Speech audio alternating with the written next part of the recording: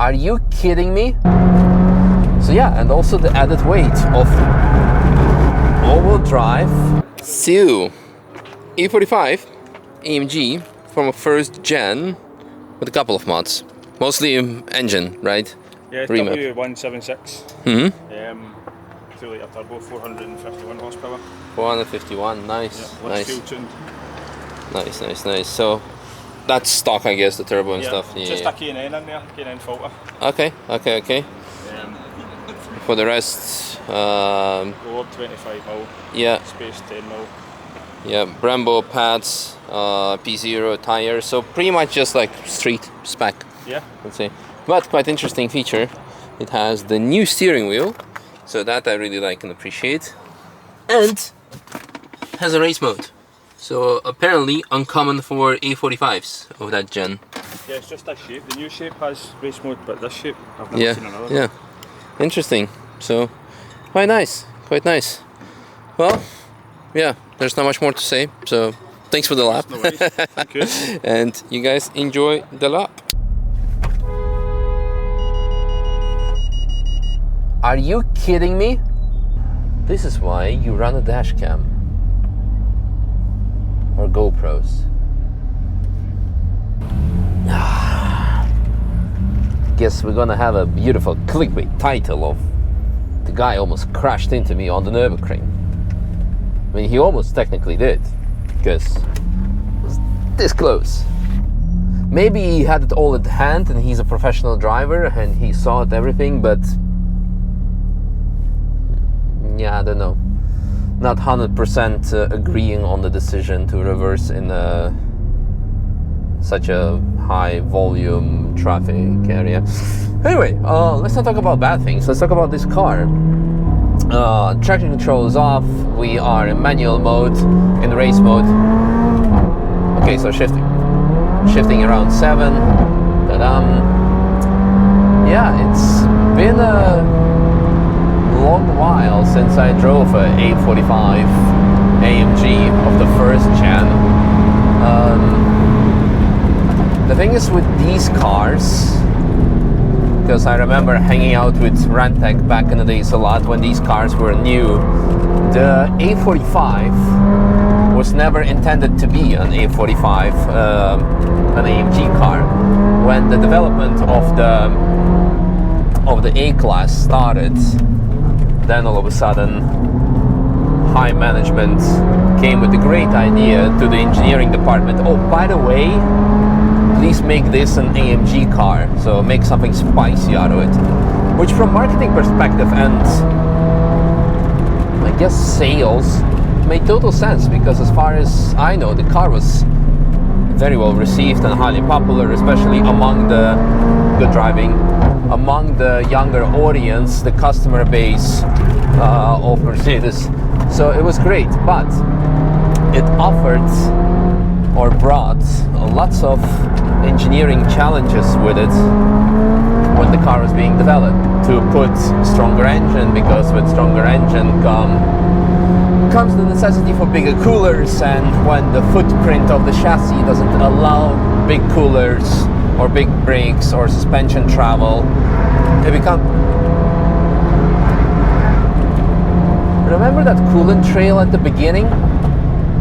Followed by this yellow flag and the car sliding?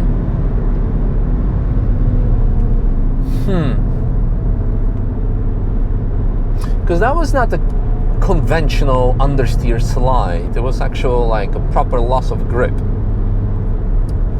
So yeah, as I was saying, putting high performance components in a chassis that is not designed for it brings lots of engineering challenges. It's something that a lot of people end up doing most of the time with their daily cars. You know, you buy a non-M 316 and then you put a bigger engine in it from an M or even M5 or something, etc, etc. So there is a yellow flag, but there is no actual visible incident. So it could be actual coolant spill. I'm happy that it was noticed by whoever noticed it, but yeah, not the ideal scenario, definitely not. So the brakes already disagree with the current driving. The performance is suboptimal. That was a very big issue in these cars in terms of performance, because it was not intended to be a track car. So not only is all the space occupied by the coolers, it has very little airflow, not only to the coolers but also to the brakes. So someone tapped the dirt in a very unusual, not so good spot. So no crash, all good. So yeah, with the lack of brake cooling, the brake components definitely get lots of butt kicking. Also, in essence, Mercedes is a GT comfortable car first, and then a performance car second, and definitely not a track car at any point in time. Therefore, suspension is usually set up very soft to be quite soft. So it's not ideal for the track. There's lots of body movement for the daily use, of course. Not ideal for the track, and since it's all-wheel drive as well, there is naturally quite some understeer. So yeah, and also the added weight of all-wheel drive and all the luxury components make a very nimble, lightweight E30 kick this car's absolute ass. I'm fully on the brakes now. The pedal is almost flat to the floor, and the brake performance is really not there.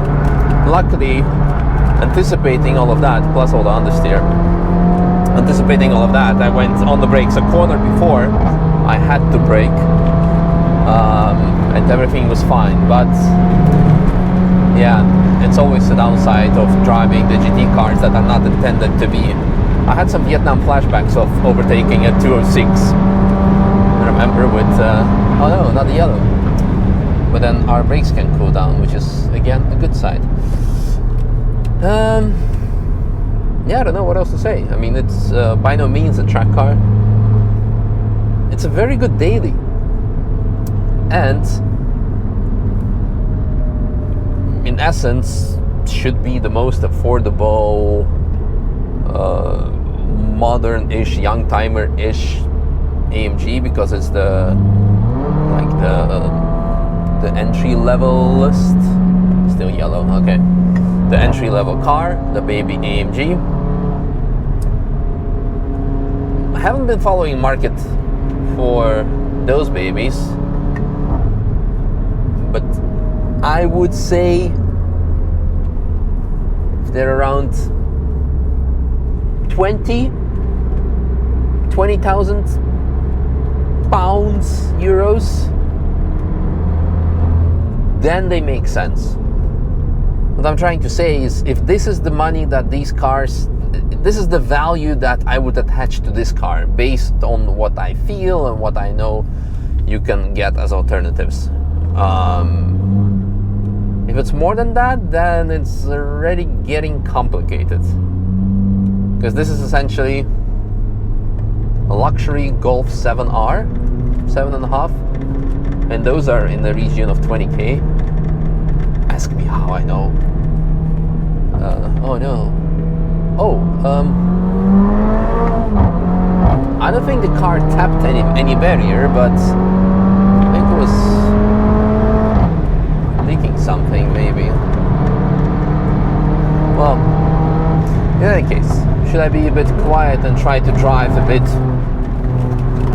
more focused? Not that it's possible, because it's, again, no track setup, but maybe you want to enjoy the noise of the engine or the exhaust without the electric motor attached to it like the C63 has.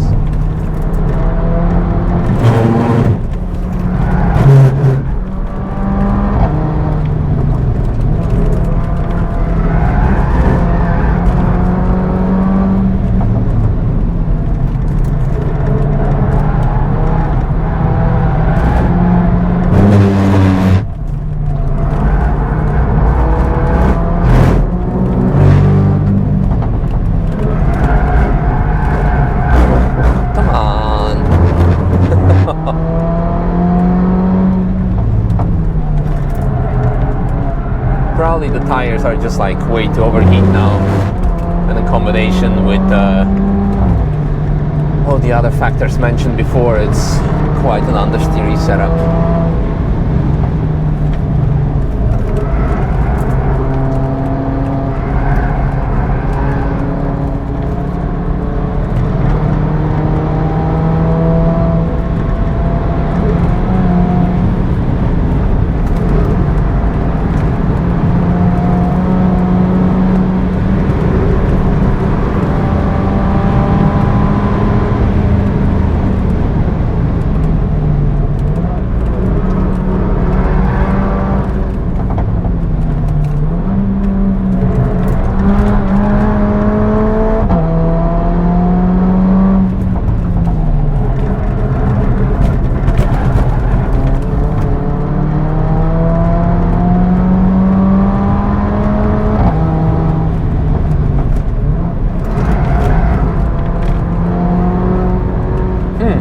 Why the display went to the average mileage and not to like the temperatures and stuff.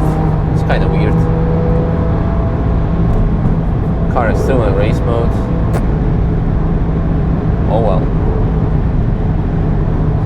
Yeah, that's kind of it, I guess. Trying to see if I can find some menus, but whatever. I just want to see like the temperatures or something. Range, no.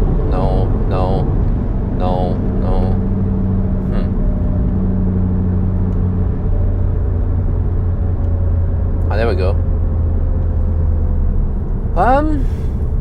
Not that bad. 110 and 102 degrees of oil and gearbox. Water is 90 stable. But we had two yellows, and one of them was in a very high engine load zone. So, and it's also quite a cool day today. But regardless, it's a modified car. But then again, it's modified by Litchfield. These guys know what they're doing. So, so yeah, like I said, oh doggo, hello. Anyway, good daily. With good potential for the engine and definitely emotion, but by no means a track car. You would need to do way too much to make it a track car, because it's also very expensive to track it, because you'll be eating through tires and brakes due to the weight and understeer and you name it, and possibly also other components such as arms, bushings, etc, etc. Yeah, hope you guys enjoyed, and thanks for the lap.